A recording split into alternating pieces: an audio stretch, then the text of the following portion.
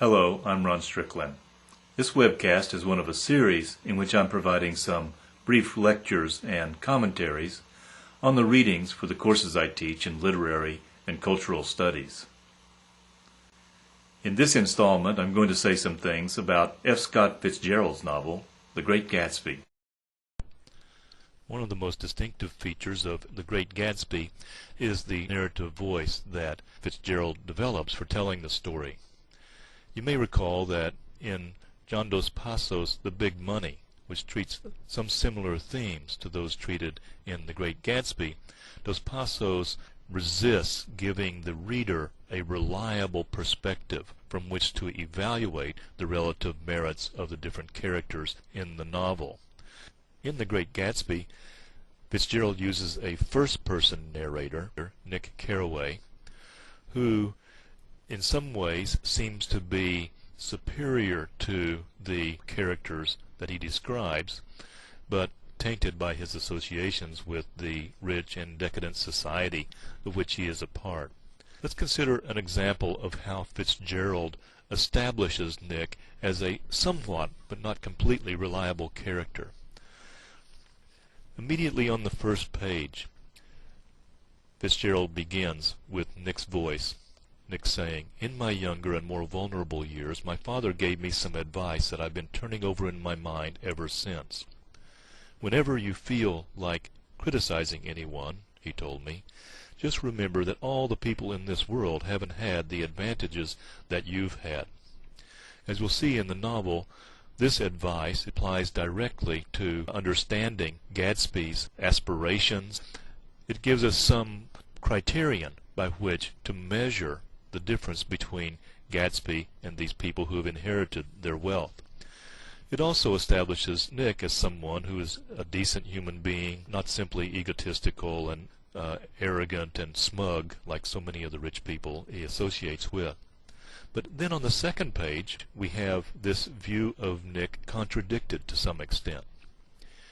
At the end of the third paragraph of the novel, Nick winds up by saying, "Reserving judgment is a matter of infinite hope.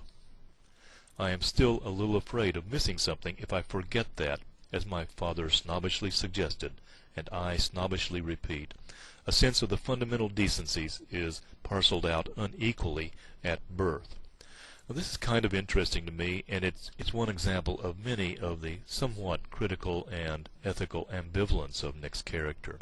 Here's a diagram that illustrates, I hope, what I'm talking about. On the one hand, here in the horizontal axis, we have advantage, wealth, versus disadvantage, poverty.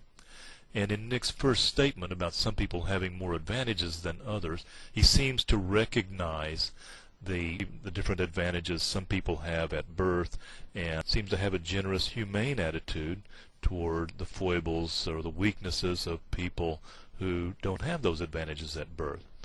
On the other hand, on the vertical axis, Nick, I think with some self-conscious irony perhaps, asserts that some people have more basic decency parceled out to them at birth. And so, on this scale, he seems to be a little bit smug himself. At any rate, he then goes on to continue this ambivalent description of himself. There's some kind of self-conscious irony. On page 3, he writes that his family have been prominent, well-to-do people in this middle western city for 3 generations. He says, "The Carraways are something of a clan, and we have a tradition that we're descended from the Dukes of Buccleuch. But the actual founder of my line was my grandfather's brother, who came here in '51, sent a substitute to the Civil War, and started the wholesale hardware business that my father carries on today." Nick goes on to say that he's never seen this great uncle, but he's supposed to look like him, with special reference, he says, to the rather hard-boiled painting that hangs in his father's office.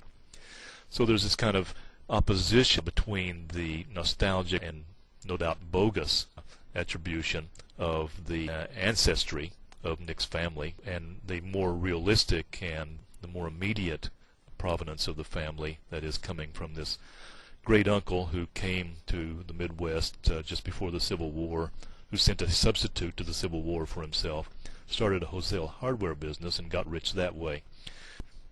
Skipping over now to page 12, Nick, having installed himself on Long Island, is invited to come to dinner at the home of a second cousin, Daisy Buchanan, and her husband, Tom, and there he meets their friend, Jordan Baker. The picture we get of the conversation and interaction at the dinner party is of rich and indolent people saying witty but inconsequential things to each other, and it's a very trivial kind of an existence. This goes on, and finally Nick says to Daisy, "You make me feel uncivilized. Can't you talk about crops or something?" But this leads the conversation into a kind of an unexpected turn.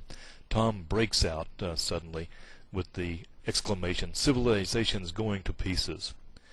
He's been reading a book called The Rise of the Colored Empires by someone called Goddard, and he goes on to talk about the decline of the Nordic race in a very racist rant about what's going to happen to the white race. It'll be overwhelmed by all of the so-called colored races if white people don't stick together. And the other participants at the dinner party find this kind of embarrassing and don't take him too seriously. But it gives us an insight into Tom's personality and the attitudes that lie just below the surface of this elegant society that we were being shown. Tom's racist rant is interrupted by a telephone call, and then Daisy follows Tom into the house. Nick offers to continue a conversation with Jordan, but Jordan shushes him, and saying that she wants to hear what's going on, and then tells Nick about Tom's infidelity, about his mistress in New York. The marital infidelity, the immorality of this elegant, upper-class, rich society is revealed very early on. Soon, Daisy comes back, and she's talking to Nick about the birth of her daughter. At the top of page 17, she says, "I woke up out of the ether with an utterly abandoned feeling and asked the nurse right away if it was a boy or a girl. She told me it was a girl, so I turned my head away and wept. 'All right,' I said, 'I'm glad it's a girl, and I hope she'll be a fool. That's the best thing a girl can be in this world, a beautiful little fool.'" So Daisy introduces the subordinated status of women in this society, Daisy's unhappiness in her marriage, and the marital infidelity of Tom will be in some ways reflected and paralleled by the relationship of Tom and Myrtle Wilson later in the novel. By the relationship of Tom and Myrtle Wilson later in the novel. And the relationship of Tom and Myrtle Wilson structurally balances off against the relationship of Daisy and J. Gatsby, in that in each case we have a rich person and a poor person involved in a relationship.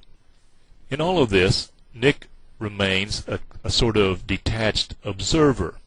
Even though he's associated with the wealthy upper class, he's Daisy's second cousin, he's not so rich as Tom and Daisy are, and he's not married, and he's not exactly in a relationship, although there's a kind of a distant flirtation going on between Nick and Jordan in the novel.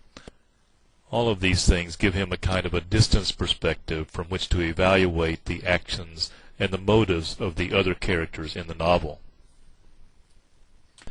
You've been watching The 3-Minute Egghead. The 3-Minute Egghead is a series of brief webcasts in which I'm providing some introductory comments on topics and important terms for the courses I teach in literary and cultural studies. If you have any questions or comments as you're reading about and thinking about these issues, send me an email.